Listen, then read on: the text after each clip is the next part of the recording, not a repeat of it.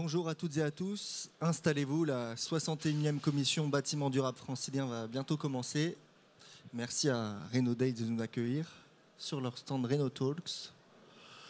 Petit point technique, il y aura des échanges entre les membres de la commission qui sont ici au premier rang que je présenterai dans quelques instants, vous le public et puis l'équipe projet qui sera sur scène. Pensez à bien parler dans les micros puisqu'on enregistre les échanges et puis il y a aussi une captation vidéo. Et quand vous prendrez la parole en tant que membre du public, pensez à vous présenter également. Donc Ecopolis, le centre de ressources francilien pour l'aménagement et le bâtiment durable, organise des commissions publiques bâtiment durable francilien et quartier durable francilien quasiment tous les mois. On en a une belle dizaine par an.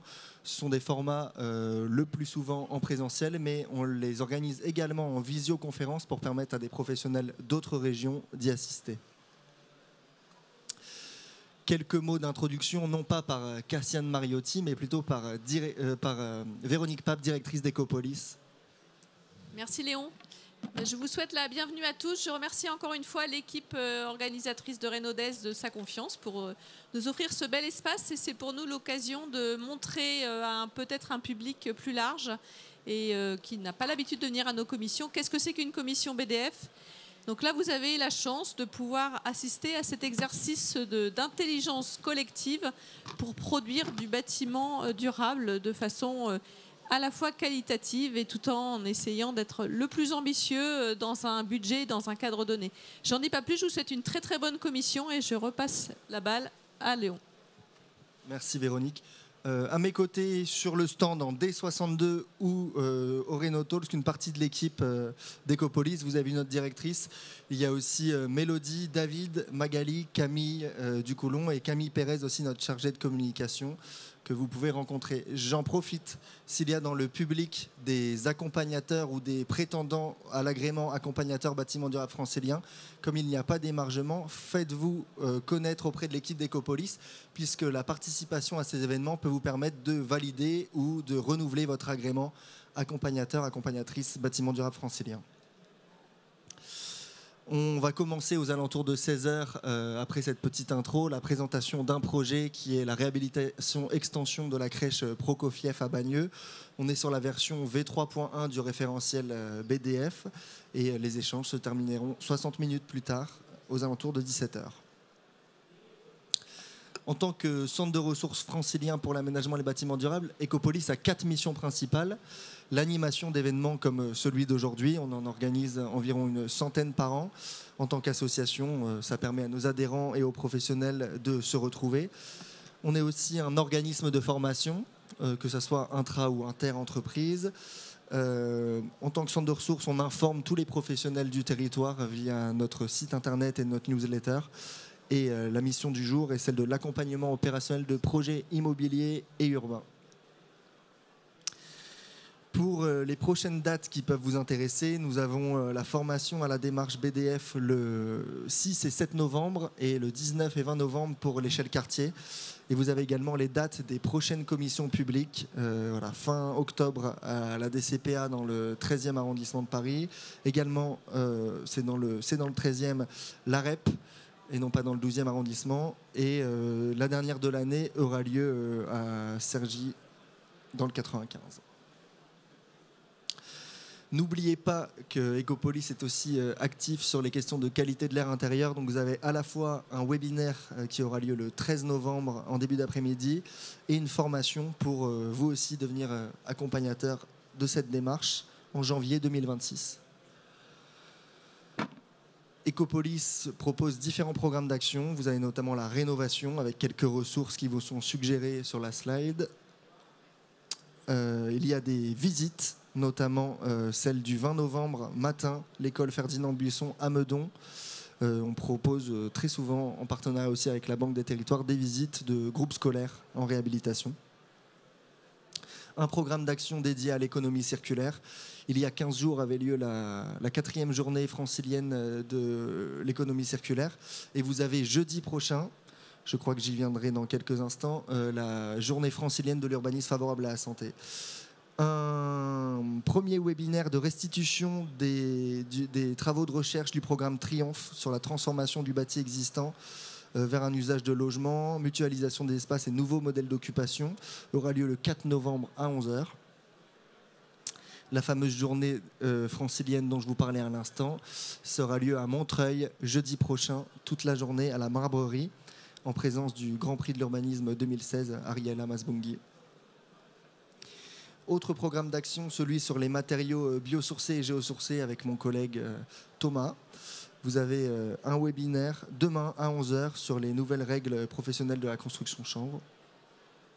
Et maintenant, quelques éléments d'explication pour le déroulé de l'accompagnement en démarche bâtiment durable francilien. Le projet que vous allez voir aujourd'hui est en commission de conception, c'est-à-dire qu'il passe avant le dépôt du permis de construire. Et cet exercice de passage en commission, il a lieu à 3 reprises, aux 2 tiers du chantier et 2 étés, 2 hivers après la livraison du bâtiment pour la phase usage. Sachant que l'accompagnement peut, lui, commencer dès la phase programmation, mais il n'y a pas d'évaluation environnementale à proprement parler.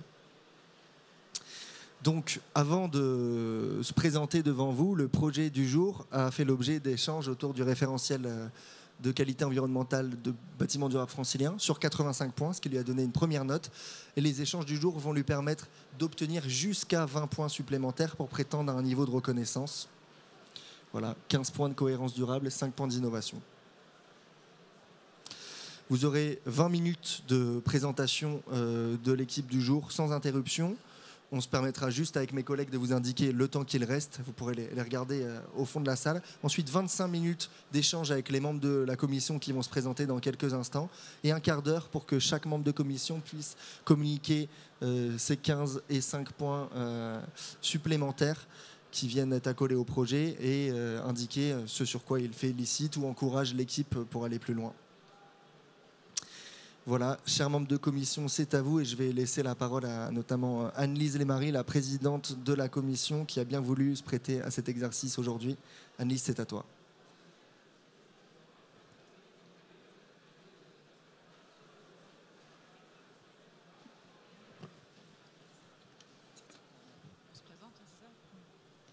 Bonjour à tous, merci d'être présents à cette commission BDF. Je vais introduire la commission en tant que présidente de celle-ci pour me présenter et passer aux autres. Donc moi, je suis architecte de formation et spécialisée dans les questions environnementales du bâtiment et notamment l'économie circulaire et le réemploi au sein de la société Cycle de Ville que je préside. Bonjour à tous, Nicolas Luton. Moi, je suis associé et cofondateur de EOD Ingénieurs Conseil, qui est un bureau d'études environnement, énergie et environnement. Et je passe la parole à mon voisin. Bonjour, Vincent Auchaudet. Je représente donc aujourd'hui la structure ZEFCO en tant que directeur de projet sur les sujets bâtiments. Et on fait aussi d'accompagnement sur des sujets d'AMO et d'urbanisme. Bonjour à toutes et à tous, Alexandre Chek, je suis chargé d'opération à la mairie de Clichy-sous-Bois et je passe de l'autre côté du rideau parce que j'ai présenté un projet en commission il y a peu. Bonne chance. Alors, oui, c'est bon, ça marche. Deschazeaux-Quentin, je suis architecte et ingénieur génie climatique de formation et je suis responsable du bureau d'études Plan 02, qui est un bureau d'études en thermique et en qualité environnementale du bâtiment. Alexa Leflambe, architecte. On fait beaucoup de réhabilitation. L'équipe est au complet. On va maintenant passer à la suite. Donc je vais appeler la première équipe projet à se présenter sur scène. La première est la seule du jour d'ailleurs, pour 20 minutes de présentation.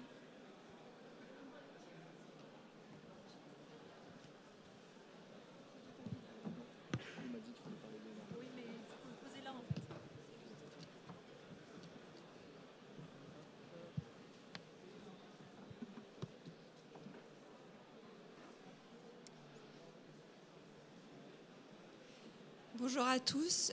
Nous allons démarrer par une présentation des différents acteurs de la maîtrise d'ouvrage et du montage du projet. par Pascal Collin, directrice de projet chez Citalios. Bonjour à tous, je vais vous présenter donc notre équipe. Tout d'abord, la maîtrise d'ouvrage qui est constituée du groupement SADEF 94 et Citalios qui a été désigné aménageur de la ZAC et qui est représenté aujourd'hui par François Taroni qui pourra répondre aux questions tout à l'heure, Joséphine Dilis qui est directrice de projet aménagement et moi-même Pascal Collin qui est directrice de projet construction. De l'agence d'architecture et d'urbanisme Richets Associés qui s'est vu confier la maîtrise d'œuvre du projet urbain, de la ville de Bagneux qui participe à l'élaboration du projet et qui sera destinataire de l'équipement et qui est représenté aujourd'hui par son directeur du patrimoine Jean-Pierre Morel. C'est Citalios dans le groupement qui assure le pilotage de l'extension réhabilitation de la crèche Prokofiev que nous allons vous présenter aujourd'hui. Et puis l'équipe de maîtrise d'œuvre avec l'agence Schéma, architecte mandataire du groupement que vous voyez sur la slide d'après, ci-dessous, qui a été désigné en juin dernier à l'issue d'un concours. La crèche Prokofiev est située à Bagneux, dans le sud parisien, sur le quartier de la Pierre Plate. Cette crèche a fermé à l'été 2021. Elle accueillait à l'origine 40 berceaux et 20 berceaux en multi-accueil. L'opération de la crèche s'inscrit dans le programme de la ZAC des musiciens qui a été créé en 2020 par l'EPT Vallée Sud Grand Paris et la ville de Bagneux dans un contexte général de restructuration urbaine déjà initiée dans les quartiers nord, de requalification des espaces et équipements publics et d'activités croissantes avec notamment l'arrivée des nouveaux transports en commun. La programmation initiale s'appuyait sur une nécessité d'augmenter la capacité d'accueil pour répondre aux besoins généraux de la densification du quartier. Il faut savoir qu'il était initialement prévu la démolition complète de la crèche Prokofiev et sa reconstruction sur un autre site et qu'il a été finalement décidé, après études et concertations, de conserver la crèche sur le site existant afin d'intégrer le projet dans la démarche bas carbone portée par la ZAC et dans la volonté de préserver les éléments porteurs d'identité pour les habitants du quartier. Alors, nous avons abordé le projet à partir des éléments majeurs issus de l'analyse urbaine de la ZAC. Donc, tout d'abord, l'identification de plusieurs zones naturelles reconnues pour leur intérêt écologique dans un rayon de 4 km autour de la ZAC. La présence du cimetière parisien de Bagneux et aussi l'intégration de la ZAC dans un réseau de réservoirs de biodiversité et de continuité écologique, notamment des trames vertes et bleues nord-sud, dont une traverse la ZAC.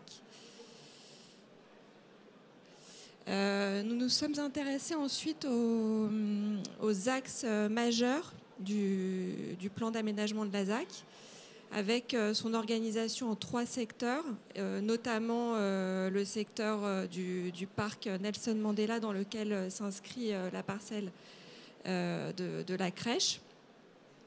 Il y avait aussi des ambitions environnementales fortes concernant la biodiversité, le paysage, la gestion de l'eau, les matériaux. Une extension prévue pour le parc avec un développement en étoile qui permettrait de relier tous les secteurs de la ZAC et l'encadrement de la parcelle de la crèche par un réseau de trames vertes et bleues et notamment 2 axes majeurs nord-sud et une diagonale est-ouest qui vient longer la parcelle au nord. Donc la crèche occupe une position centrale sur la parcelle et son accès s'effectue au nord-ouest directement depuis le parc.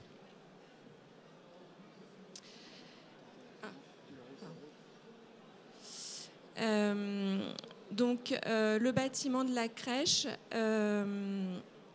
donc c'est un bâtiment à simple rez-de-chaussée avec un niveau de sous-sol semi-enterré et une surface, une partie de l'emprise du bâtiment sur vide sanitaire. La structure porteuse en béton armé et avec certains murs en pierre, et une façade sud très ouverte sur le jardin au sud. Et un des points importants que nous avons dû intégrer pour le projet, c'est le fait que le bâtiment était surélevé de environ 1,50 m par rapport au terrain naturel, au parvis et au jardin. Donc, pour les données programmatiques, c'était la réhabilitation extension. Alors l'hypothèse qui était avancée au moment du concours, c'était une surélévation du bâtiment avec un bâtiment R+1, un accueil de 60 berceaux en âge mélangé et les 3 unités de vie au rez-de-chaussée. Et des ambitions environnementales fortes dans le prolongement des ambitions de la ZAC. Donc voilà, les étapes clés du planning avec la phase actuelle voilà, une livraison prévue début 2028. Donc voici notre proposition pour ce projet qui a été pensé dans le prolongement en cohérence avec les aménagements de la future ZAC, avec deux volontés principales. Une extension à rez-de-chaussée prenant appui sur la façade sud du bâtiment existant et le développement du projet de façon rayonnante et multidirectionnelle, en cohérence avec le développement multidirectionnel en étoile du parc Nelson Mandela. Donc ça a permis de renforcer la centralité du projet et son rôle fédérateur, de conférer au bâtiment une présence sur le site et une échelle appropriée en relation avec les bâtiments de grande hauteur, la barre de Bussy, enfin tous les bâtiments de grande hauteur alentour, de préserver un cocon paysager autour du bâtiment et aussi de mettre en place une traversée nord-sud, une traversée verte et bleue qui viendra compléter les deux axes nord-sud déjà envisagés pour la ZAC.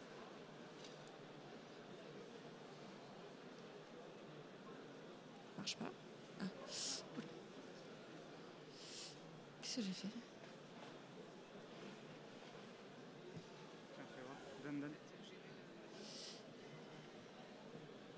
Alors, pour le projet paysager,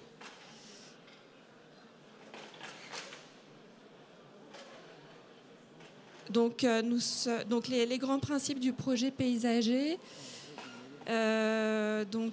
non, c'est avant. Donc c'est une végétalisation sur 3 strates végétales favorables à la biodiversité, avec des essences issues de la palette végétale établie pour la ZAC. Et aussi, le jardin a été conçu à l'image d'un jardin pédagogique avec l'intégration de zones de potager, d'espaces d'expérimentation et aussi d'une zone de compost à proximité de la cuisine en relation avec le potager.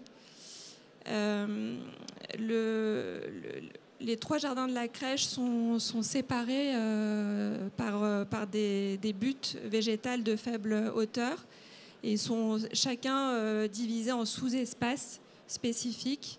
Donc les zones de jeu en relation directe avec le bâtiment, en revêtement amortissant, des buttes végétales, des espaces de jeu enherbés. Et les espaces de jardin intégreront aussi des petits mobiliers de type cabane à insectes, nichoirs, voilà. Alors, les aménagements proposés au concours, donc cette traversée nord-sud, et après, par la suite, les échanges avec l'équipe projet, ont en fait laissé voir une opportunité de réfléchir à un espace partagé sur la pointe sud, avec l'installation de porosité, d'un dialogue entre les espaces extérieurs de la crèche et cette zone qui appartient au parc, en collaboration, qui se fera en collaboration avec l'architecte de la ZAC, l'agence Richez.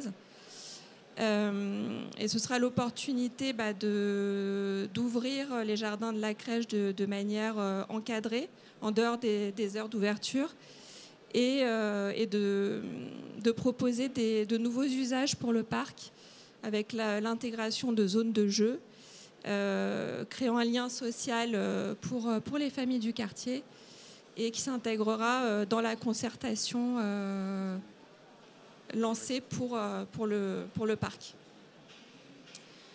Donc, le projet intègre une démarche bioclimatique forte, avec cette extension rayonnante et multidirectionnelle qui permet d'avoir des espaces doublement orientés, traversants, grâce aux sheds en toiture. L'exploitation des façades sud pour les espaces de vie, permettant de récupérer les apports solaires. L'intégration d'un patio, source d'éclairement et de ventilation, au cœur du projet. Et le travail de la 5e façade, à l'image d'une canopée végétalisée organique qui permet de protéger les espaces intérieurs et d'offrir des espaces extérieurs ombragés pour les enfants. Le projet crée un îlot de fraîcheur. Donc c'est tous les éléments qu'on a déjà indiqués, les strates paysagères, la végétalisation des toitures de façon intensive, semi-intensive, le revêtement de façade à faible inertie, les occultations solaires, l'intégration du haut vent, la forme bâtie permettant à l'air de circuler, et les espaces extérieurs ombragés.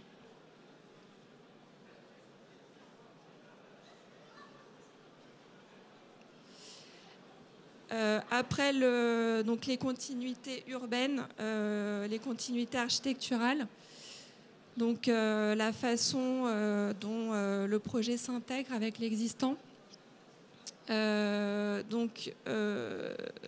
avons profité de la surface importante de vide sanitaire pour proposer une démolition partielle de la dalle du rez-de-chaussée et la réalisation d'une nouvelle dalle qui, elle, serait au niveau du terrain naturel.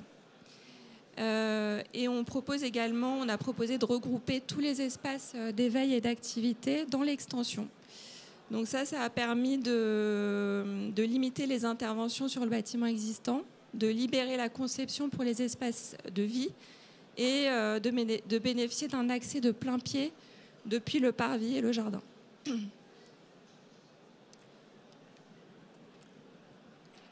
Pour vous parler rapidement de la gestion des eaux pluviales aussi du projet, c'est un projet qui gère évidemment ces eaux pluviales à la parcelle.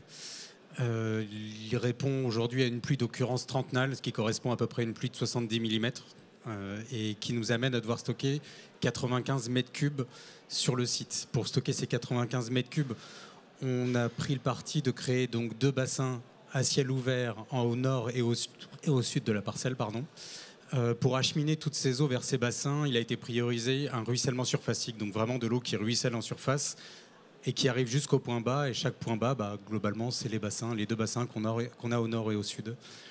Un autre point important sur le dimensionnement de ces bassins, c'est qu'à ce stade, on se rejette au réseau public de la ZAC, parce qu'il y a des comblements de carrière à l'heure actuelle, ce qui ne permet pas l'infiltration. Seulement, il y a des études complémentaires qui seront menées à terme pour justement essayer d'ouvrir à cette infiltration et pourquoi pas avoir une bonne perméabilité et essayer de gérer encore une pluie d'occurrence supérieure. Georges Geste, bureau d'études en BI. On a été en charge de la réalisation de l'ensemble de la conception sur les systèmes, donc chauffage, ventilation, pas de climatisation, pas de système actif, et également la réalisation de l'ensemble des études thermiques et des contraintes, notamment liées au référentiel BDF, qui est un des référentiels les plus contraignants sur lesquels on a eu à travailler, avec des contraintes fortes, notamment sur le confort estival. J'ai assisté tout à l'heure il y avait une présentation sur le confort estival, et l'ensemble des solutions nécessaires à l'atteinte des objectifs du BDF ont été sollicitées. En termes de système, on a en particulier le raccordement au réseau de chaleur urbain avec un taux de 60% d'ENR, et des panneaux solaires photovoltaïques. Sur les systèmes de ventilation, on est couramment sur ce type d'équipement avec des centrales de traitement d'air avec un rendement d'échangeur élevé. Plancher chauffant sur la partie extension et radiateur à eau chaude sur la partie existante. On va pouvoir passer sur le confort. Sur les résultats et les contraintes du référentiel, on a des objectifs réglementaires largement dépassés avec un objectif de RT 2012 moins 30%. Donc l'ensemble de ces contraintes sont respectées. Sur le confort estival, je pense que c'est ce qui est important sur lequel on peut s'attarder. Il y a l'ensemble des solutions qui sont traitées, avec notamment surventilation nocturne via le free cooling des centrales de traitement d'air. On a la possibilité d'ouverture des fenêtres et également la mise en place de brise solaire orientale et tout un travail qui est fait également au travers des masques végétalisés aux alentours des zones les plus exposées.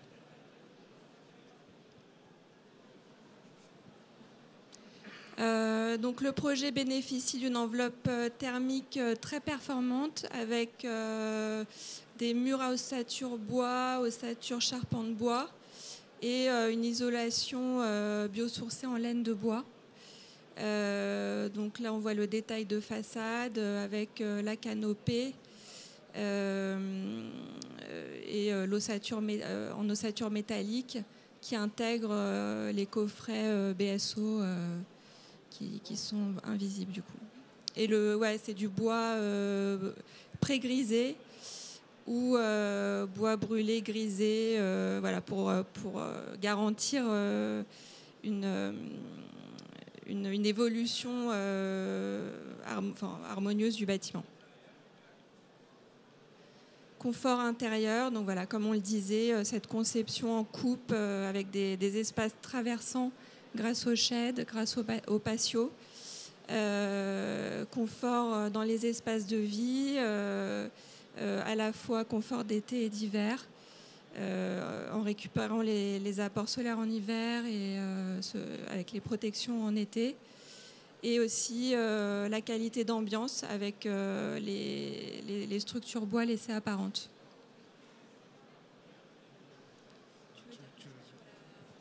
Bon, c'est pour illustrer les contraintes, notamment en termes de confort estival. On est habituellement sur des taux d'inconfort à respecter.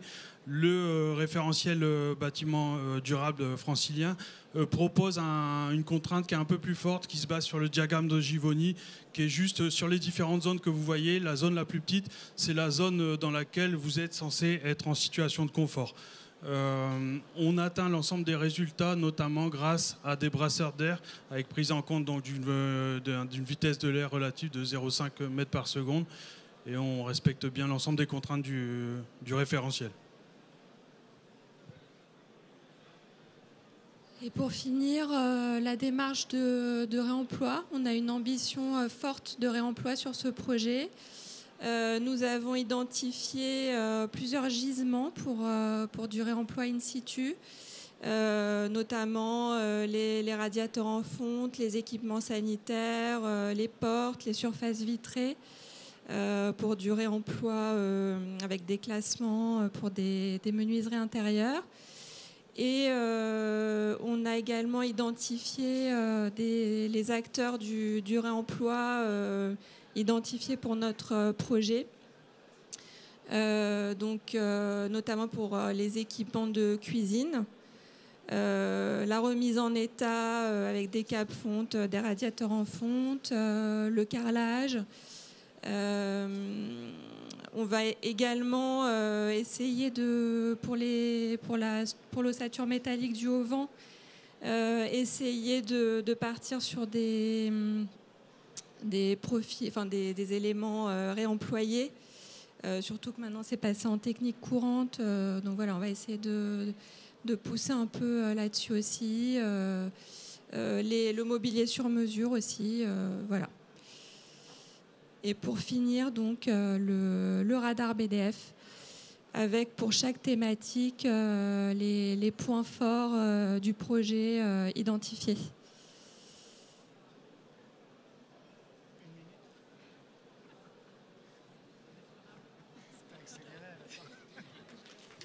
Merci beaucoup. On va maintenant passer à la deuxième La deuxième échéance de cette commission, ça va être... il y a vos annexes. Je vous les laisse après, tant pis pour la slide de transition.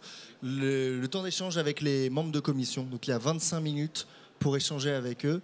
S'il reste du temps, le public pourra aussi poser des questions à l'équipe présente sur scène. Et si le reste de l'équipe veut rejoindre l'équipe projet sur scène, allez-y.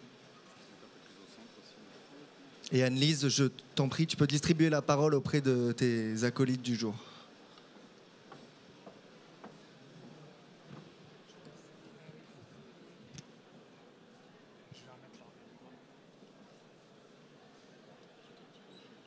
Merci pour cette présentation et pour l'exercice de présenter en public. Et je comprends que c'est nouveau aussi pour certains. Alors, je voulais juste faire une petite parenthèse. Ce n'est pas des contraintes, la démarche BDF. En tout cas, à la fin, c'est que du positif. Et notamment, quand vous parlez du diagramme de Givoni, la démarche, elle est pour les usagers à la fin et de dire, voilà,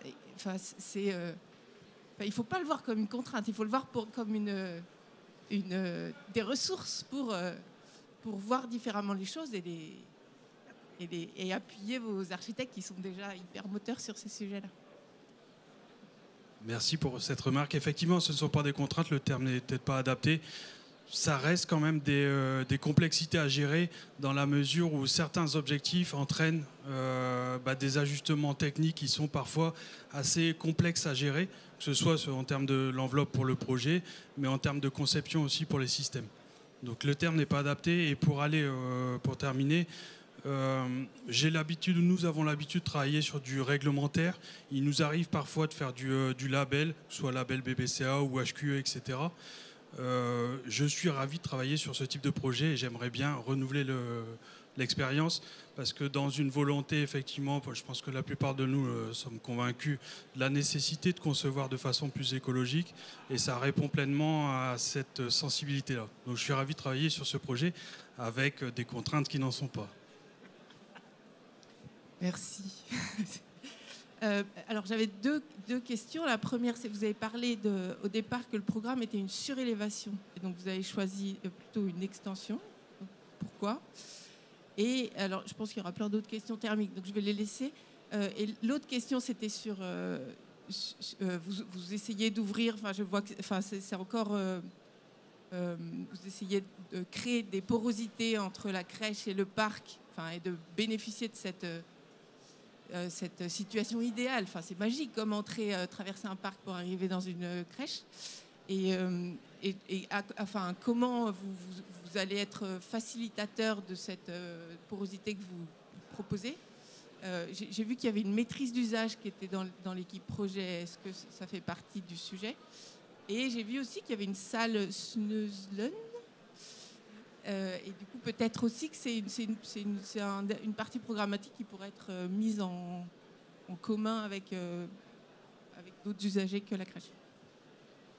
Alors, concernant la question du projet de départ qui était plutôt imaginé en surélévation, donc effectivement, il y avait une démarche qui venait plutôt de la maîtrise d'ouvrage sur le fait d'aller moins impacter le terrain, monter ce bâtiment à R+1. Et nous, quand on arrive en fait dans la compétition, dans le concours, on remet aussi un peu ces choses-là en question par l'usage que pour une crèche, on a des enfants de 0 à 3 ans avec les jardins en bas. Il y a cette question-là, il y a la question on est entouré de bâtiments qui vont de R+7 à R+11. Comment on arrive à exister au milieu de ces bâtiments-là ? Est-ce qu'on existe à la verticale en R+1 ou est-ce que non, on vient un peu chercher la surface disponible qu'on avait sur site et qui nous permettait cette extension à rez-de-chaussée. Et on a plutôt privilégié cette solution-là qui nous permettait aussi de développer la 5e façade, la toiture végétalisée, la surface de panneaux photovoltaïques nécessaires à répondre à une certaine ambition d'énergie réemployée in situ. Donc voilà, ça c'est ce qui a fait qu'on est parti, on a privilégié la solution à rez-de-chaussée, mais la question de l'usage par rapport au personnel de crèche et aux enfants nous a semblé aussi un des points importants à mettre en avant. Et c'est pour ça aussi qu'on a pris la décision de décaisser la dalle existante du rez-de-chaussée C'est pas anodin. En fait, le bâtiment existant nous le permet parce qu'on avait des vides sanitaires de 1,90 m de hauteur sous plafond. Après, sous les poutres, un peu plus bas, mais c'est un potentiel qui nous semblait assez intéressant, aller récupérer cette surface finalement qui n'était pas utilisée, pour nous, après, récupérer de la hauteur. Et c'est pour ça aussi, alors je suis désolé si je m'étale, mais que vous ne voyez pas d'équipement technique en plafond, c'est qu'on se sert de la hauteur gagnée en décaissant cette dalle pour avoir des plénums techniques de hauteur largement suffisante pour venir mettre tous nos équipements et avoir tous nos rejets dans le haut vent. Ce qui fait qu'on a, en termes de visibilité de 5e façade, on essaye d'être le plus épuré possible. Après, il y avait une question sur... que je me rappelle. Ah, maîtrise d'usage. Oui, bonjour. Donc, moi, je suis François Taroni. Je travaille pour CEDEF 94, donc co-aménageur de la ZAC des musiciens, donc pour le volet urbain. Effectivement, sur la ZAC des musiciens, dès le début de la ZAC, avant même de mettre en place l'entièreté du plan guide, avant d'arrêter un plan guide, on s'est accompagné d'une maîtrise d'usage. C'est un groupement construit autour de la Belle Friche, que vous connaissez peut-être, de Soledev, constitué de Soledev et de l'atelier Craft, qui est donc un groupement qui vient nous accompagner sur différents types de missions. Le volet concertation, bien sûr, mais le volet également de l'activation, de la rencontre des usagers du quartier existant, parce que voilà, j'aimerais le rappeler, on est aussi dans un quartier qui existe, où il y a des habitants qui habitent, et on vient porter une opération d'aménagement d'une ampleur assez conséquente au milieu de ces habitations. Et donc pour nous, il était très important d'avoir voilà, dans notre carquois une flèche qui nous permette voilà, de construire, co-construire dans nos réflexions urbaines avec les habitants. Et donc notamment sur le parc, la maîtrise d'usage a terminé récemment tout son volet concertation. Donc ils sont en train de, je crois qu'il y a un dernier atelier qui est en cours. Mais tout ça pour dire que l'ensemble des usages et des interstices, des programmations interstitielles dans l'ensemble que formera le parc Nelson Mandela, tout cela a été, va être remouliné au moment de la conception, au regard de cette concertation où la Belle Friche aura rencontré des publics de différents âges, des usagers de différents endroits, des personnes qui ont l'habitude de traverser le parc actuel, des personnes qui utilisent les relais d'assistance maternelle autour du quartier. Et tout cela va nous permettre d'affiner et de construire un projet de parc beaucoup plus adapté aux habitants du quartier. Et donc il y a un vrai enjeu dans la gestion des interfaces de la crèche, de bien penser ces interfaces pour correspondre et répondre aux besoins des habitants et des usagers du parc. Voilà. Je ne sais pas si j'ai répondu tout à fait à votre question. Je ne sais pas si c'est par rapport à la porosité. C'était ça la dernière question. Donc en complément de... Ah, comment ? Non mais je veux pas... Non, mais en 2 mots aussi, on travaillerait le parc en cohérence avec la crèche, mais il est aussi question que dans l'usage, et M. Morel vous me confirmerez ça, la crèche ouvre ses espaces en dehors des temps d'accueil du jeune enfant pour les usagers plus largement du quartier. Et ça, c'est une volonté qui a été formalisée par la ville de Bagneux. Et donc, en fait, la porosité fonctionne dans les 2 sens. Juste un petit complément, donc ce qui est évoqué à ce jour, c'est en fait de diviser en 3 espaces. Il y aura l'espace parc, l'espace crèche et un espace tampon entre les deux qui permet de répondre à la concertation et qui permet de répondre aussi à la commande politique qui nous était faite au départ. La ville de Bagneux souhaite ouvrir ces espaces. On a déjà fait sur 2 écoles. C'est des écoles parcs entre guillemets. Donc là, cet espace tampon peut nous permettre d'ouvrir ce volume. La question qui se pose, on les connaît, vous architectes, vous les connaissez, c'est qu'est-ce qui se passe le matin quand dans le week-end, tout le monde a été, les enfants, les parents, dans un espace de crèche. Donc on le contrôle le matin. Si vraiment on s'aperçoit qu'on a des impossibilités, ces triples espaces permettent d'isoler les espaces les uns des autres. Donc on peut les ouvrir largement le week-end, on peut les contrôler le matin. S'il n'y a pas de problème, on ouvre tout. Il y a un petit espace qui reste privé, qui est l'espace du jardin de la crèche, qui peut aussi être ouvert le week-end, peut-être sous surveillance ou dans des temps particuliers. Vous parlez de l'espace aussi intérieur de la crèche. On a fait ça dans les écoles en ouvrant des bibliothèques, par exemple. Donc les espaces crèches intérieurs peuvent aussi accueillir à des temps vraiment gérés les parents des enfants ou d'autres enfants qui ne sont pas à la crèche, pour permettre justement aux enfants de s'habituer progressivement à leurs espaces. Paradoxalement, on s'aperçoit quand même que les espaces sont très respectés par les parents qui utilisent des espaces de crèche. Donc on s'aperçoit vraiment que ces espaces tampons, finalement, n'ont pas besoin d'une surveillance importante. Ils sont plutôt bien respectés dans nos espaces.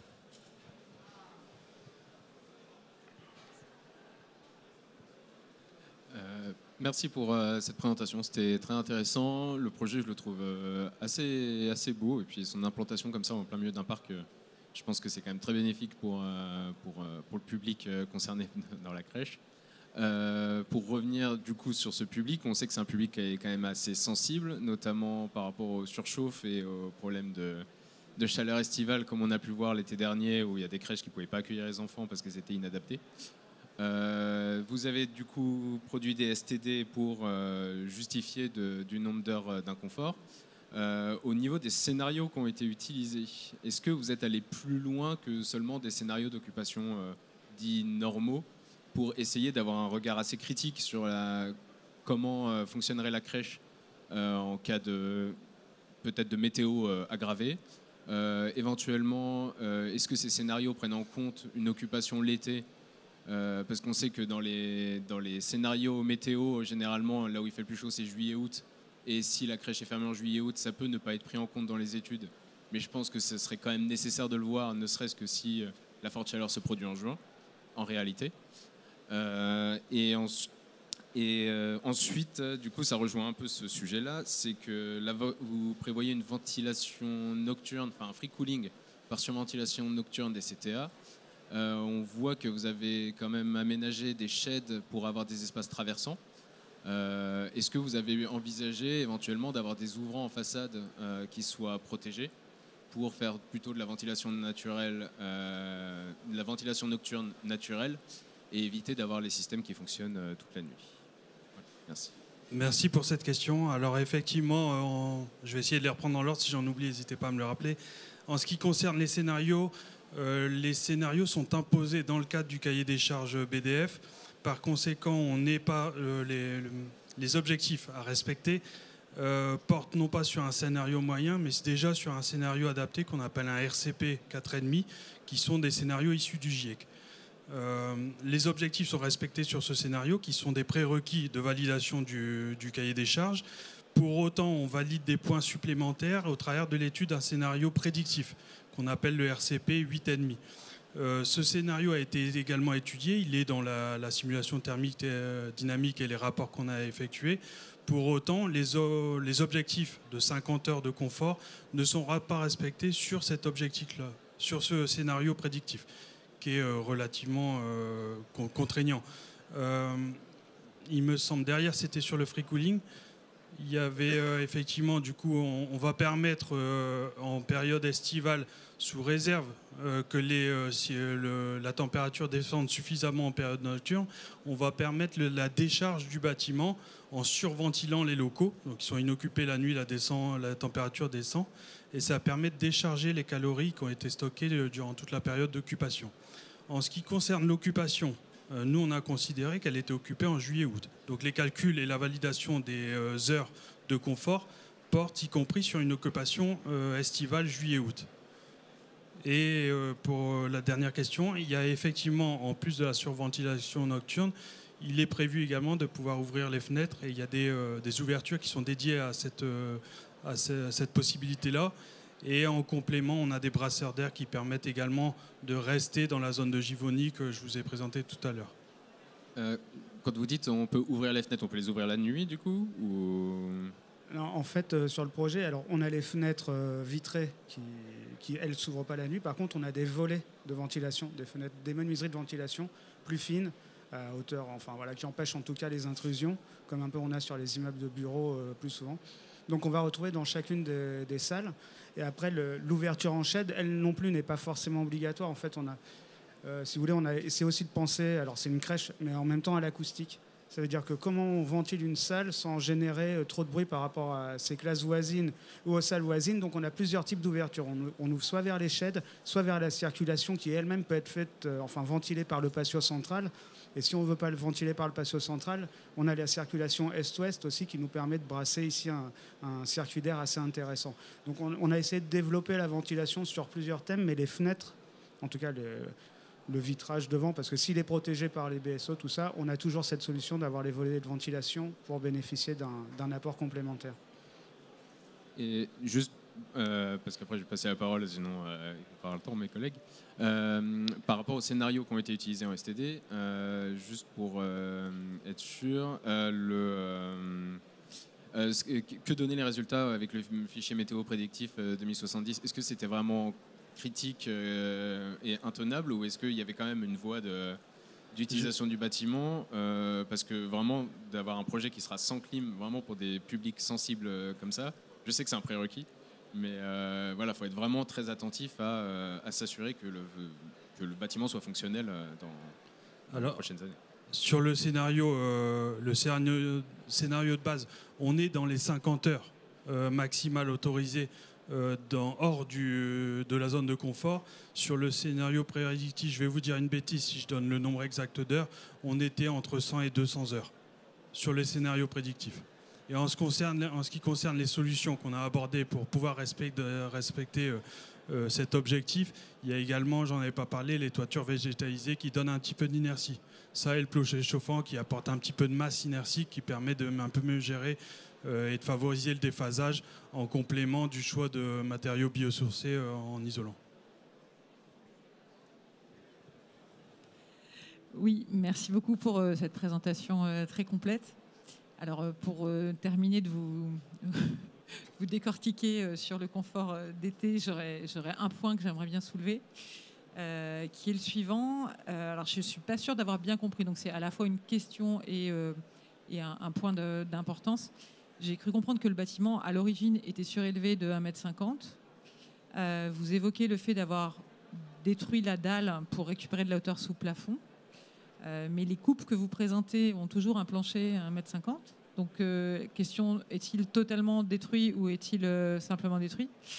Notamment parce que le fait d'avoir un bâtiment enterré avec un vide sanitaire comme ça en rez-de-chaussée peut avoir un intérêt quand même justement au niveau de la ventilation, en tout cas d'un pré-rafraîchissement de l'air. Et donc voilà, je m'interrogeais, savoir si vous y aviez réfléchi, si le fait de faire cheminer comme ça des prises d'air dans un élément enterré avait été envisagé comme hypothèse de design à la base. Donc ça, c'était ma première question. Et la deuxième, donc c'est une question qui touche, on va parler d'autre chose parce que sinon on va vous poser des questions sur le confort. Je m'intéressais à la démarche de réemploi que vous avez initiée, qui est évidemment intéressant dans la mesure où vous avez en plus ciblé un grand nombre de matériaux. Et étant donné que dans le radar, la notation semblait un peu faible, enfin en tout cas parmi les notes les plus faibles sur le côté projet solidaire, je voulais savoir si vous aviez évoqué avec les services de la ville ou d'une autre manière la capacité d'insertion qui est souvent corrélée à ce type de sujet et si vous aviez envisagé de le valoriser dans la démarche. Oui, alors concernant effectivement le facilitateur, ça va être un deuxième enjeu, mais là on est en phase, c'est encore un peu tôt sur la phase conception, on n'est pas encore rentré dans les discussions. Alors je ne sais pas qui est le facilitateur, mais je sais qu'il y en a un à la ville de Bagneux qu'on va rencontrer et pour gérer cette notion d'insertion sociale sur les chantiers, sur des postes privilégiés à la construction et pas aux études ou au secrétariat des entreprises. Donc oui. Ça, c'est un vrai point de vigilance qu'on a déjà amorcé, mais plutôt en réunion plus que sur le diagramme. Alors juste, si ça ne fait pas partie du marché, il y a peu de chances que ça arrive tout seul. Mais voilà. Si, ça fera partie. Ça fera partie. Sauf que là, on rend l'APD... Juste peut-être préciser qu'on est en quartier prioritaire. On a un NPNRU. Donc on est financé notamment, une partie des aménagements et de la crèche sont financés par l'ANRU, l'Agence nationale pour le renouvellement urbain. Et qu'à ce titre, il y a une charte d'insertion qui est imposée à tous les partenaires et intervenants sur le périmètre de l'ANRU. Et la crèche ne déroge pas à cette charte. Voilà. Très bien. C'était mieux expliqué. Non, et concernant la dalle et les niveaux, en fait, d'un point de vue usage, ce qui nous semblait important, c'est cette facilité des familles à arriver avec la poussette. Aujourd'hui, les familles montent les poussettes ou les descendent au sous-sol et après repartent avec les enfants pour les déposer. Pour nous, ce qui n'était pas forcément l'idéal. Donc on a privilégié, si vous voulez... Tiens, je peux prendre ça. Voilà. Donc là, la zone que vous voyez en rouge, ça c'est sur le plan existant, donc rez-de-chaussée, plancher bas du rez-de-chaussée existant, c'est la partie qui est déposée. La partie qui est surélevée ici, elle est conservée. Et elle nous permet de pouvoir conserver en bas un niveau suffisant de hauteur sous plafond suffisant pour venir mettre tous les espaces techniques et la future cantine de restauration. Et après, de faire ça, ça nous permet d'échapper, entre guillemets, hein, c'est pas le but premier, mais en gros, vu qu'ici on est dans des locaux uniquement alloués aux professionnels et pareil pour le sous-sol, un certain nombre de règles pour lesquelles on aurait été visé si du public intervenait. Après, en décaissant de 1,50 m sur les zones que vous voyez ici, en fait, on se retrouve, on conserve un vide sanitaire d'à peu près 50-60 cm selon les endroits. Donc, on avait pensé, alors, il y a eu des idées développées au moment pour faire circuler l'air sous le bâtiment. Elles sont un peu arrêtées parce qu'aujourd'hui, on ne savait pas si on arrivait à avoir l'utilité. En fait, on arrivait à les faire sortir dans le patio. Donc, on ne trouvait pas qu'il y avait forcément d'intérêt à faire circuler l'air comme ça. Alors peut-être on se trompe, hein, mais... Enfin, gainer, vous pouvez le faire circuler. Comment ? Oui, gainer. Oui, bien sûr. Mais aujourd'hui, non, c'est... voilà. Il n'y a pas de... Mais après, on est preneur d'idées. Hein, Non, c'est juste l'inertie du sol peut aussi être utilisée pour, sur quelques mètres, venir tamponner les quelques degrés l'air extérieur. Mais Oui. c'est un système depuis canadien amélioré, en fait. Mais voilà, c'est juste savoir si vous... Enfin, apparemment, vous y avez songé. C'est déjà une première bonne étape. En tout cas, on a, si vous voulez, sur les façades, on va avoir des grilles qui vont nous permettre de faire ventiler l'air sous le bâtiment et ressortir dans le patio. Okay. Bah donc il y a une déjà circulation d'air. Oui, mais parce qu'en fait, on l'a traité comme un vide, entre guillemets, un vide sanitaire, enfin pas rafraîchi, mais en tout cas aéré. Et donc, on sait qu'on a une circulation d'air continue pour plus, on va dire, d'hygiène. Mais c'est pas raccordé à la CTA, c'est ça ? Non. Le système. Non. Ça a déjà été très très compliqué de réussir à faire passer l'ensemble des gaines en lien notamment avec une contrainte, en lien avec une exigence complémentaire de majorer les débits de ventilation de 20%. Ce qui derrière nous impose de dimensionner des centrales de traitement d'air un peu plus volumineuses et les espaces en lien avec l'adaptation sur l'existant et le positionnement en lien avec la disponibilité des locaux techniques. Et je pense que les bureaux d'études doivent savoir qu'on nous demande souvent de disposer de nos systèmes avec peu de locaux ou le minimum. C'est toujours très compliqué de faire penser l'ensemble des réseaux de façon à aboutir dans les pièces de vie. Donc ça aurait été, je dirais, une difficulté significative complémentaire. C'est bon, on enchaîne. Alors, on n'a plus beaucoup de temps. Je vais essayer de synthétiser rapidement les idées qui me venaient. Je vous remercie beaucoup pour la présentation et de ramener beaucoup de rondeur dans cette perspective qui est très verticale. Là, en fait, quand on reprend là, on a un petit flocon, on a des formes concaves un peu inclusives. Ça fait du bien de voir ça. Je me dis que j'enlèverai bien 50 ans et puis je reviendrai bien ici. Ça, c'est 60 peut-être. Merci. Ok, merci. Et je vais juste zoomer sur quelques points.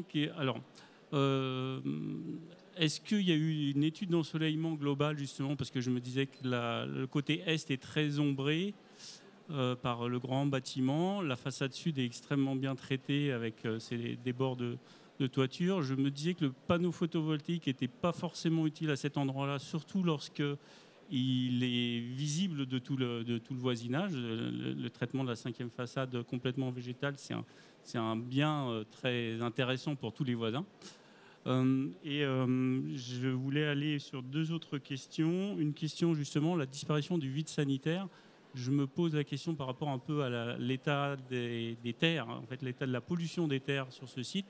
les vides sanitaires, parfois, ils servent un peu de tampon pour éviter les émanations de pollution. Donc, il faut être absolument sûr de ça. Et ça m'amène à une deuxième question, puisqu'il y a beaucoup de nivellements potentiels sur le site. Et les terres végétales que vous allez ramener, est-ce que dans la démarche de réemploi que vous avez initiée, vous avez une idée de réutiliser des terres végétales faites sur place ou renaturées sur place, puisque la majorité des terres végétales aujourd'hui en Ile-de-France, elles sont importées de l'extérieur, ce qui est un peu embêtant quand on a une démarche de réemploi qui est un peu initiée. Et j'avais un dernier élément qui était les plafonniers, enfin, ou les ventilations, on ne les voit pas trop sur les perspectives. Faut les mettre. Alors, les plafonniers, ils n'étaient pas là au moment du concours.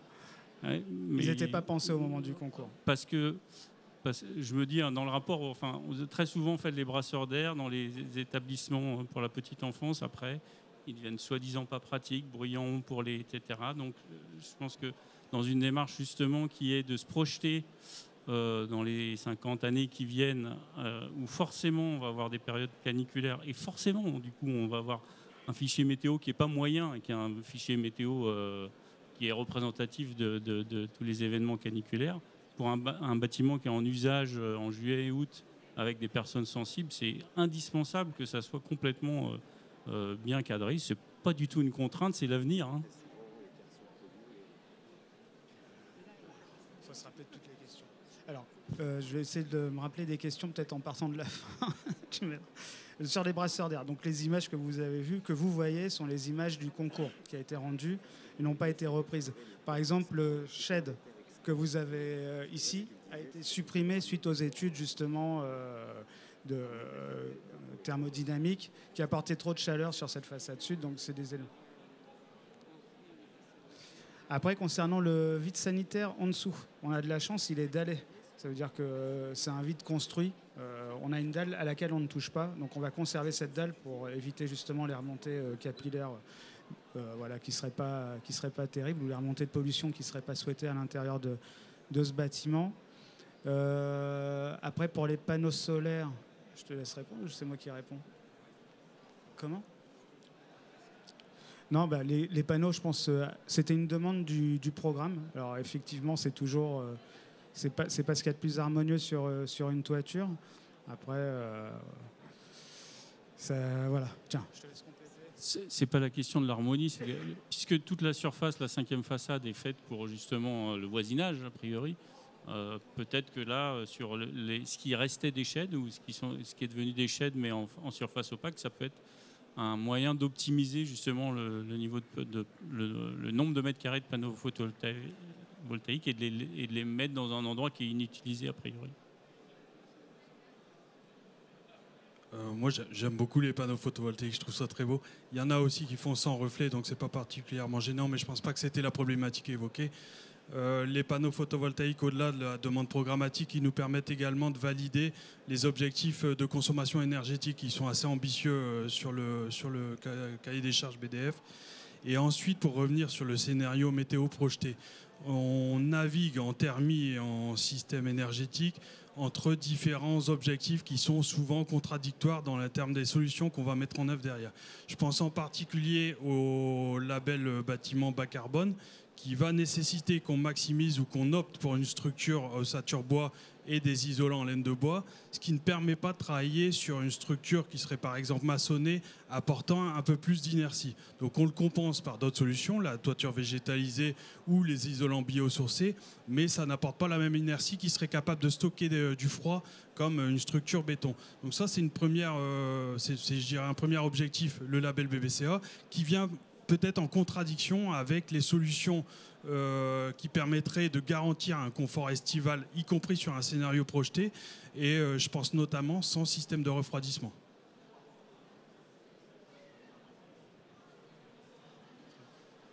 Merci. On va faire très très vite. Beaucoup de choses ont déjà été dites. Moi, je me pose une question, parce que comme le site est quand même très bien pensé, et on voit qu'il y a eu un gros effort sur le confort bioclimatique, etc., etc., est-ce que, et en plus il y a déjà une histoire un petit peu de chronotopie, enfin d'utilisation des lieux hors des temps d'usage pour lesquels le bâtiment est a priori conçu, est-ce que vous avez imaginé que ce lieu pourrait servir par exemple de refuge climatique en période estivale, de l'ouvrir en gros au public avoisinant pour en faire un lieu d'accueil en période de canicule par exemple. Et je me limiterai à cette question. Non, à ce jour, ça n'a pas été évoqué. Après, c'est pas exclu non plus, puisque la question s'est posée récemment. On va avoir un autre équipement, puisqu'on a un centre social qui est actuellement dans le quartier. Donc on va construire un centre social dans un rez-de-chaussée, sous-sol et premier étage d'un immeuble qui semble plus adapté qu'une crèche pour accueillir le public du quartier, je pense. Après, rien n'est exclu. Cette crèche, on en parlait, elle peut être aussi utilisée l'été, puisque la ville de Bagneux regroupe en fait l'été ces crèches. Il y a moins de public, donc dans une ou deux crèches qui est ouverte. Donc il est très probable que cette crèche qui va vraiment valoriser le quartier et qui sera au top de ce qu'on peut faire aujourd'hui en matière de développement durable, reste ouverte pendant l'été. Après, il peut y avoir, on en a parlé pour la salle, il peut y avoir des temps où le public peut être accueilli, c'est tout à fait possible. On a une résidence de personnes âgées aussi publique qui, elle, peut accueillir des résidents aussi et hors résidents sur le repas et peuvent être accueillis l'après-midi. Donc c'est tout à fait possible et probable que ça vienne une fois l'espace ouvert. C'était pas dans le programme.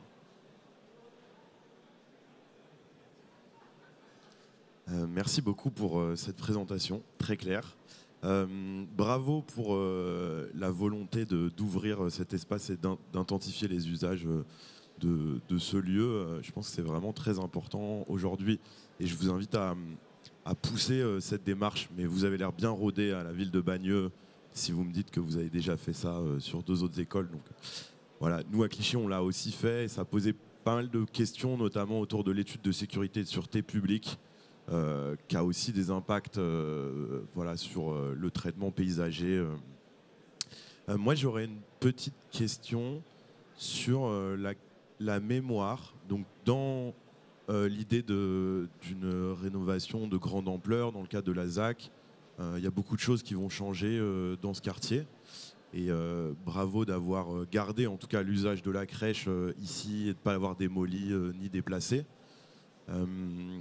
Et je me demande, en termes esthétiques et architectural, comment est-ce que ça se retrouve et est-ce qu'il y a une pérennité de l'ancien bâtiment, de l'existant? Est-ce qu'il y a des endroits où les usagers pourront retrouver des traces de ce qui existait à cet endroit-là avant?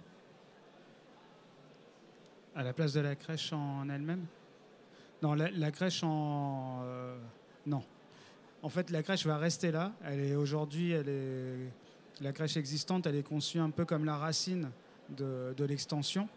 Et on vient unifier l'ensemble par le biais d'un isolant homogène sur toute la façade et le bardage. En fait, on l'intègre.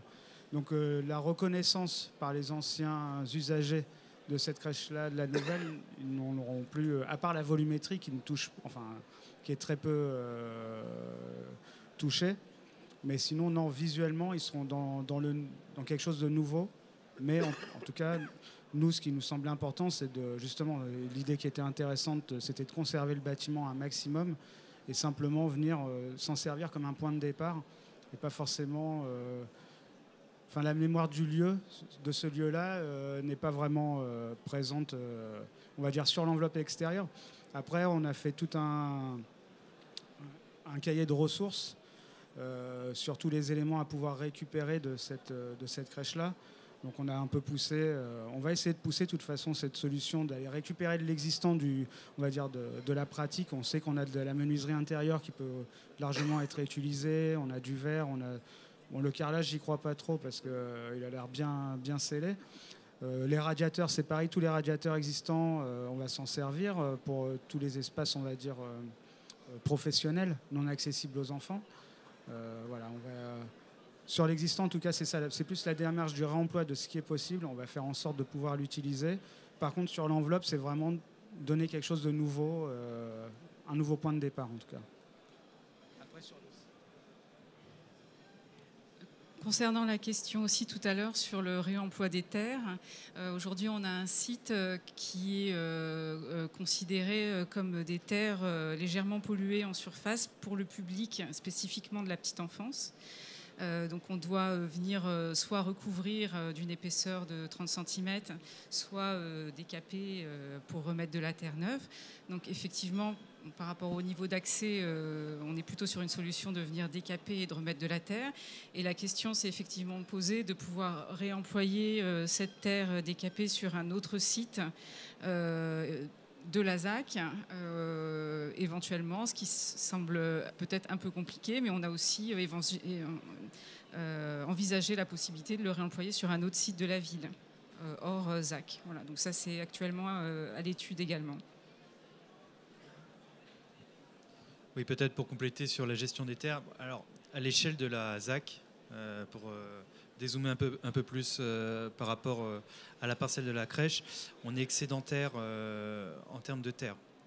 On essaye le plus possible, et dans toutes nos études de conception et de nivellement général du quartier, on essaye de travailler à isovolume le plus possible. Néanmoins, il y a des impondérables et on a des excédents de terre. Par rapport à la pollution du site, je voudrais juste rappeler aussi qu'on est sur des anciennes terres agricoles qui ont été urbanisées très tardivement dans les années 50 avec ces grands ensembles, et qu'aujourd'hui on a des terres qui sont polluées par rapport à l'usage de la crèche, mais qui dans leur ensemble sont propres aux usages, j'allais dire, communs d'un quartier de ville. On n'est pas sur un site industriel. Donc on a des pollutions qui restent quand même minimes, et donc c'est aussi une chance, et on va essayer dans nos phases opérationnelles d'aménagement au global du quartier de pouvoir trier les terres et de pouvoir réutiliser celles qui sont possibles sur site. Et auquel cas, on travaille avec la commune de Bagneux et le PT Vallée Sud Grand Paris pour pouvoir essayer de redispatcher les besoins de terre ailleurs. Et je terminerai, time's up, j'allais terminer sur la mémoire. Juste vous dire qu'il y a eu un gros travail de fait aussi à l'échelle du quartier. Notamment, on a un écrivain, un photographe, qui sont venus avant même qu'il y ait les premières rénovations des bars de l'ancien quartier de la Pierre Plate, qui sont venus rencontrer les gens, qui ont photographié les ambiances et qui ont fait des expositions à plusieurs endroits. Il y a un livre qui a été écrit, La Cité silencieuse, je crois, qui ont participé à ce travail de mémoire. Et une exposition au Palais du Luxembourg, au Sénat, exactement. Et j'allais dire, il y a aussi des démarches d'art dans la ville. Et notamment, il y a une belle fresque qui évoque les musiciens. Le quartier de la Pierre Plate, il y a plein de noms de musiciens qui a été réalisé il y a un an et demi maintenant, et qui aujourd'hui marque l'entrée du quartier. Voilà. Merci. On va maintenant passer au dernier temps pour que les membres de commission puissent communiquer leurs notes de cohérence durable et d'innovation. Je vous remets juste le barème. Pensez à la note que vous voulez mettre à ce projet en complément des 85 points qu'il a obtenus en conception. Un instant, hop, on y arrive.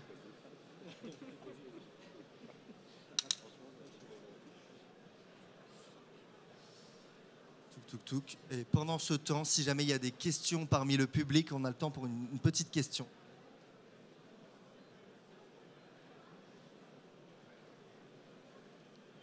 Je vous remets le barème dans 5 secondes. Voici. Bonjour, bonsoir. Christophe Bartholens. Donc, moi, je suis investi actuellement dans le nouveau Bauhaus européen sur un laboratoire sur la rénovation des écoles pour en faire des tiers-lieux d'éducation climat pour les quartiers et les villages. Et je me dis, là, vous avez un bel objet dans le quartier pour, quelque part, rentrer dans une démarche d'apprentissage avec le quartier. Donc, je vous laisse vous éclairer trois pistes, à mon sens, qui, par suite à l'échange qu'il y a eu, vaudrait le coup d'être creusées. D'abord, la question sur le végétal. Vous parlez d'exporter du sol, faire venir du sol et, point d'interrogation, transformer le sol. Est-ce que ce ne serait pas quelque chose qui serait accessible dans le quartier? Je pense que généralement, quand on est dans une zone aménagée depuis les années 70 ou années 60, on a des terrains qui sont assez bien artificialisés, mais néanmoins, il y a des terrains naturels. Qu'est-ce qu'on pourrait faire de mieux avec ces terrains naturels? Il y a plein d'exemples qui existent en France, de Pau à Bordeaux, où on voit des démarches pour transformer les espaces verts de pelouse et de boisement avec peu d'espèces végétales dans quelque chose de très riche. Est-ce que ça ne peut pas être un projet participatif avec les jeunes du quartier pour aller au-delà de ces quelques espèces qui sont recommandées par le cahier des charges de la ZAC? Voilà, je pense qu'il y a énormément de potentiel et ça peut aller jusqu'aux petits-enfants, jusqu'aux familles, jusqu'aux mamans. C'est quoi une forêt nourricière? C'est quoi la possibilité de faire évoluer un milieu en 10 ans?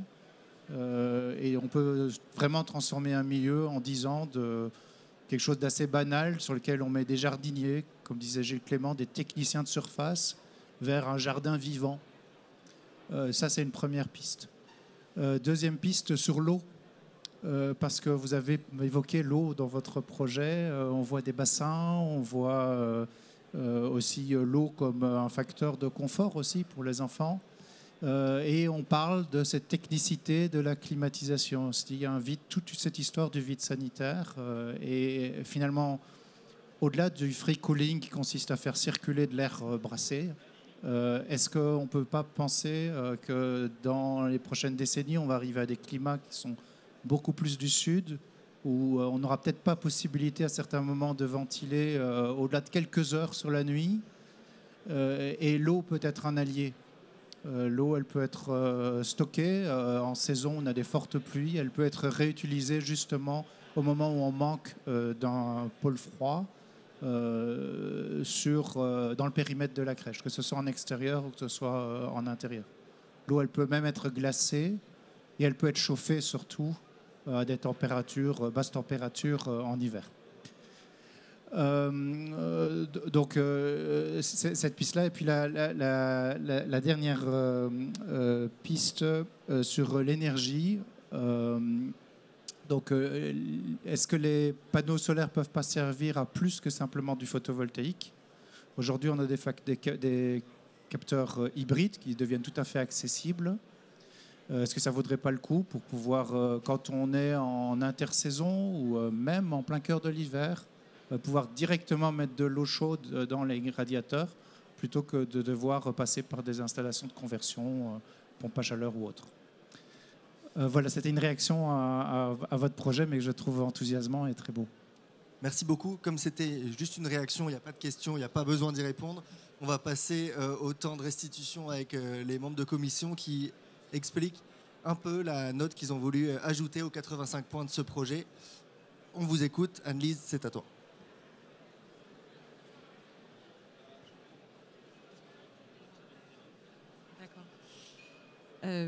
Oui, alors donc, je ne sais pas, non, c'est à la fin ça. Donc moi, je vous ai mis 11 sur la cohérence globale du projet, sur 15, pour saluer l'effort qui était déjà réalisé dans la conception bioclimatique du bâtiment, et puis un traitement d'ensemble de thématiques environnementales. Parce qu'aussi, je reste un tout petit peu sur ma faim sur le fait d'avoir poussé justement notamment les sujets de ventilation naturelle un petit peu plus loin dans le projet comme vraiment outil de gestion du confort intérieur. Mais pour l'ensemble, il y avait quand même un travail indéniable sur ce point. Et 2, en point d'innovation, pour valoriser effectivement la démarche d'ouverture à de nombreux égards, non seulement à d'autres publics, mais aussi dans la démarche de préfiguration artistique qui était proposée, qui est assez, en tout cas nouveau, une démarche que je n'avais pas forcément rencontrée sur d'autres projets, donc qui mérite d'être valorisée. Et le travail qu'on sent, même si on n'est qu'en phase conception et qu'on vous attendra forcément en phase réalisation, sur toute la partie de valorisation de l'existant, non seulement le geste de conserver le bâtiment existant, mais aussi de mettre en œuvre une démarche de réemploi assez ambitieuse. Voilà.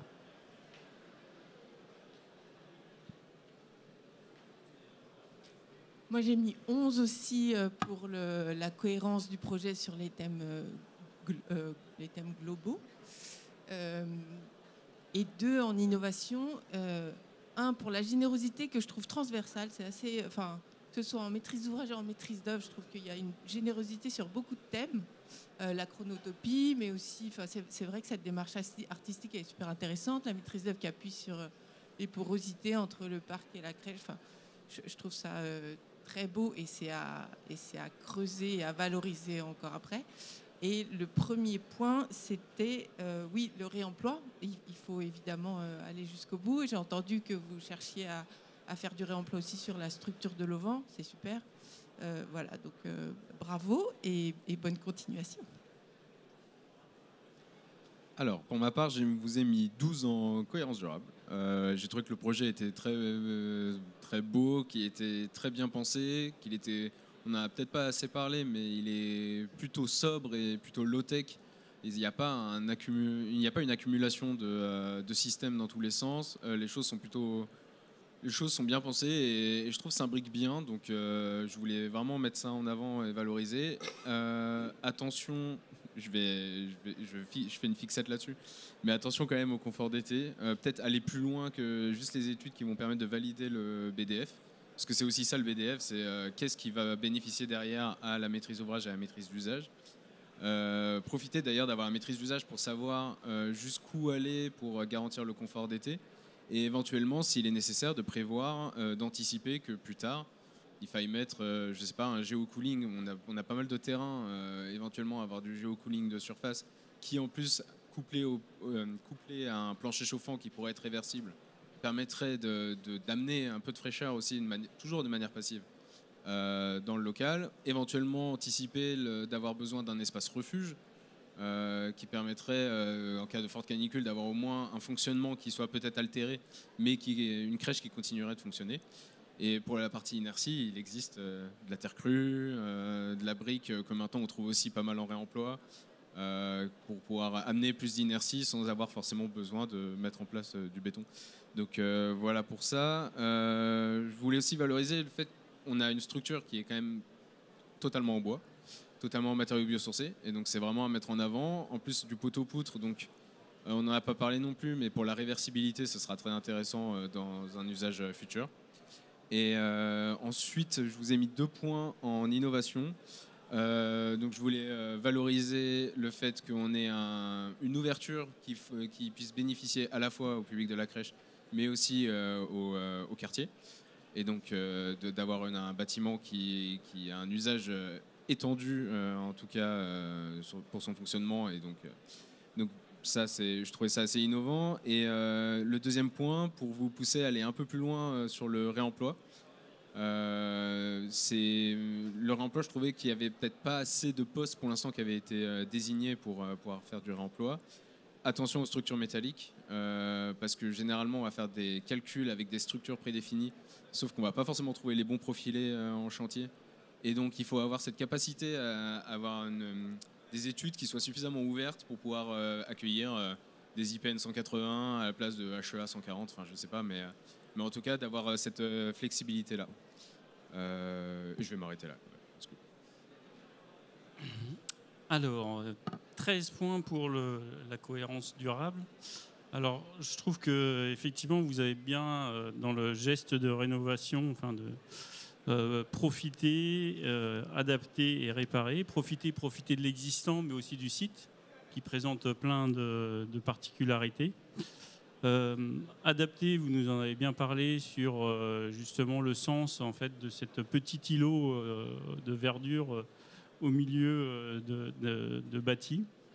Et puis réparer aussi parce que on voit bien sur la photo générale du site que le site est très imperméabilisé. D'ailleurs, ça m'a amené une question que je n'ai pas posée tout à l'heure, mais sur l'avenir du parking qui est à côté. Le parking à côté des enfants, c'est pas mal, mais c'est pas mal aussi autre chose. Ça, c'est pour la ville.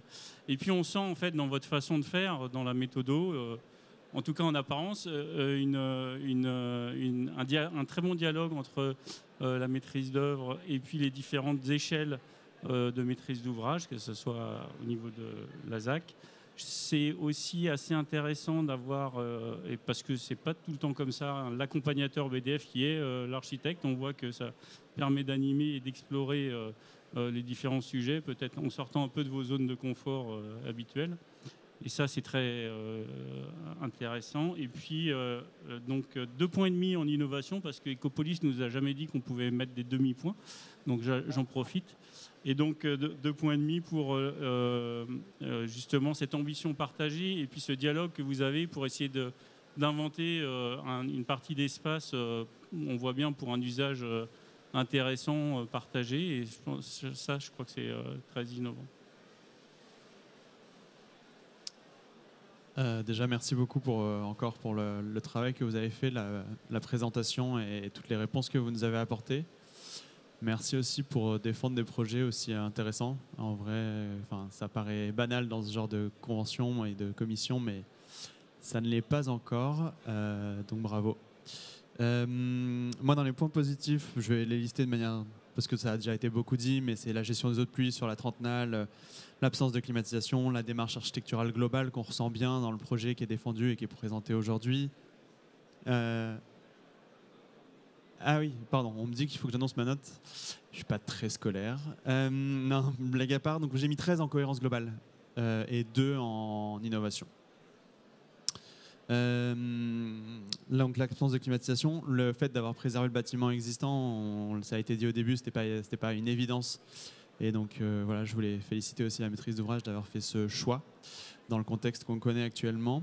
Et dans les points que j'ai notés, c'est pas vraiment des points négatifs, mais plutôt des points que je vous encourage à pousser et à approfondir pour la suite, c'est le sujet du réemploi. Ça a déjà été dit. Tout à l'heure, j'ai pas pu l'aborder, mais ce auvent, il est quand même très massif au regard d'une architecture qui est finalement assez sobre. Donc, c'est vrai que j'aurais envie de vous pousser à travailler ce sujet du réemploi et à bien l'environner, comme l'a expliqué mon collègue.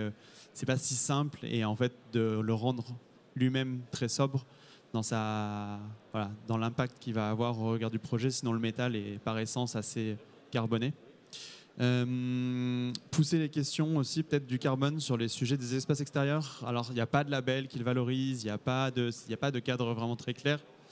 Mais voilà, on le voit, hein, vous parliez à un moment de Liège, voilà, je pense que c'est peut-être dans quelque chose aussi, si on arrive à un moment à le quantifier ou à avoir une démarche de réemploi aussi sur cette thématique-là.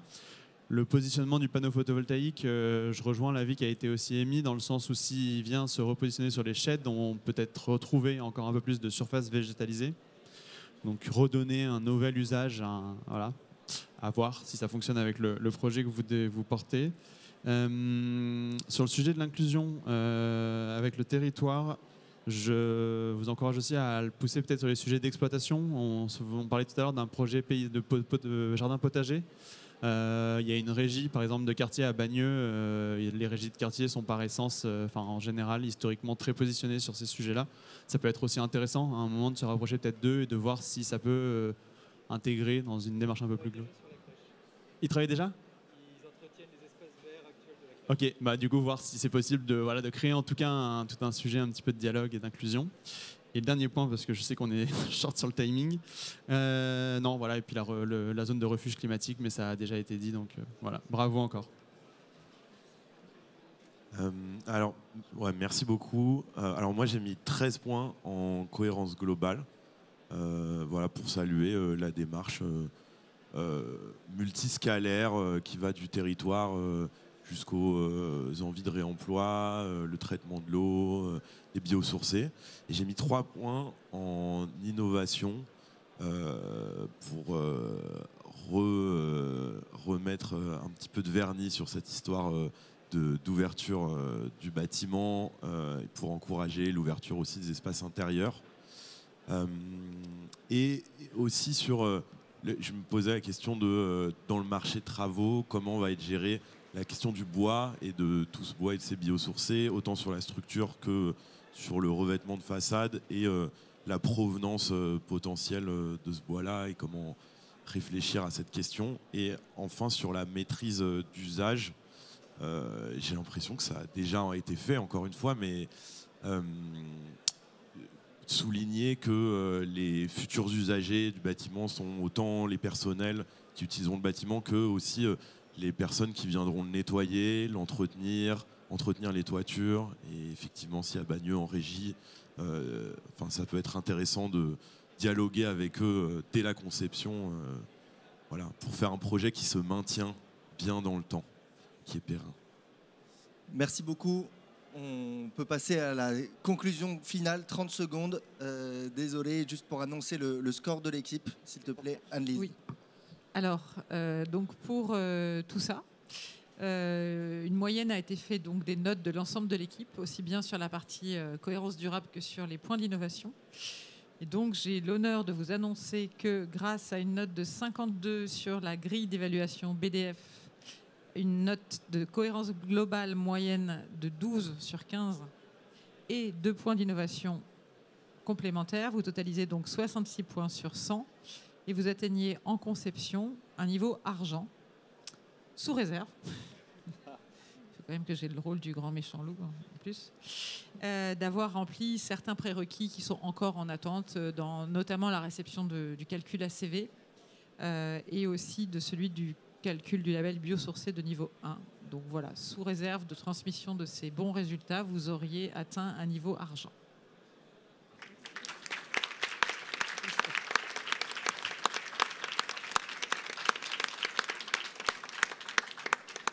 Merci beaucoup.